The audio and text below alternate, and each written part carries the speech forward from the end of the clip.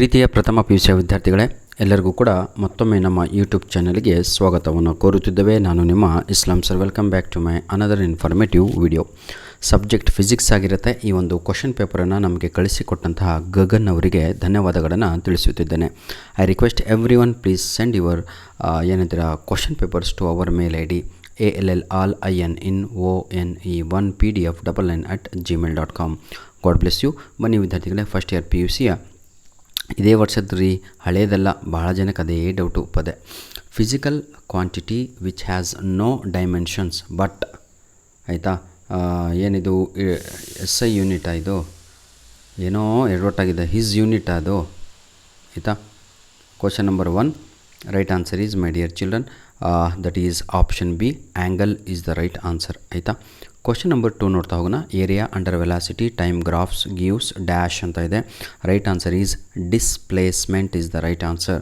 Question number 3, the number of significant figures in 0.03400 is dash ಅಂತ ಇದೆ.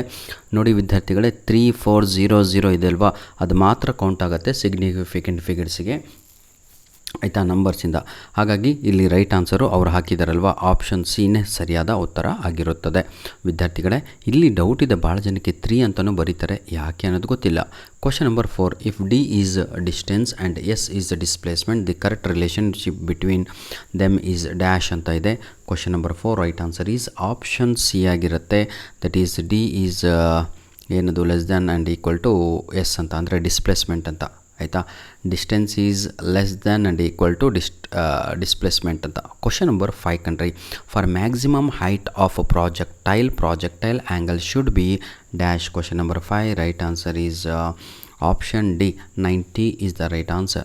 The path of projectile motion in a plane is dash ಅಂತ ಇದೆ. Parabola is the right answer is parabola. ಯಾರೋ rank student ಅನ್ಸತ್ರಿ ಇವರು, ಗಗನ್ ಅವರು, ಎಲ್ಲದೂ right ಹಾಕಿದವ್ರೆ. Which of the following is a self adjusting force ಅಂತ ಇದೆ. Right answer is static friction is the right answer. ಬನ್ನಿ ವಿದ್ಯಾರ್ಥಿಗಳೇ, fill in the blanks by choosing the appropriate answers given in the bracket ಅಂತ ಇದೆ. Speed is a dash quantity ಅಂತ, ಇದು basic physics ಕಣ್ರಿ, scalar quantity ಅಂತ. In uniform circular motion a body moves in a circular with constant dash ಅಂತ ಇದೆ. Speed is the right answer.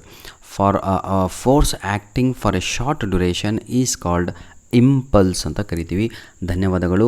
God bless you all. Next part B ಇಂದ ಎಲ್ಲ ನಿಮ್ಮದೇ ಕಣ್ರಿ, ಆಯಿತಾ. NE2 ಅಂತ ಇದೆ. Each question carries 2 marks. Right the dimensional formula of work, draw the position time graph for a body at rest ಅಂತ ಇದೆ. Mention NE2 advantages of friction. ನಂತರದಲ್ಲಿ ಪಾರ್ಟ್ C ಬರೋದಾದರೆ using dimensional formula check the correction of the equations ಅಂತ ಹೇಳ್ಬಿಟ್ಟು ಕೊಟ್ಟಿದ್ದಾರೆ. Where the symbols have their own usual meaning ಅಂತ. Each question carries 3 marks. My dear children, ಇರೋ obtain the expression for the horizontal range of projectile motion ಇದೆ. Mention the 3 methods of reducing friction. ಮುಂದಿಂದೆಲ್ಲ ಓದ್ಕೊಳ್ರೋ. ಈಗ ಕೇಳಿ ನೋಡಿ ವಿದ್ಯಾರ್ಥಿಗಳೇ, ಯಾರಿಗೆಲ್ಲ English ಏನು ಬರಲ್ವೋ ಅಂಥ ವಿದ್ಯಾರ್ಥಿಗಳು ದಯವಿಟ್ಟು ಕಮೆಂಟ್ ಮಾಡಿ, grammar ಕಳಿಸ್ಕೊಡ್ತೇನೆ.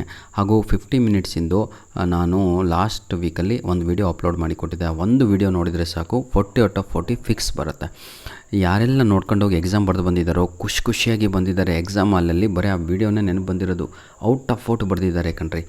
Any how, you do your work my dear. ನಾನು ನಿಮ್ಮ ಜೊತೆ ಇದ್ದೀನಿ. ಧನ್ಯವಾದಗಳು. All the best. God bless you all. Do well.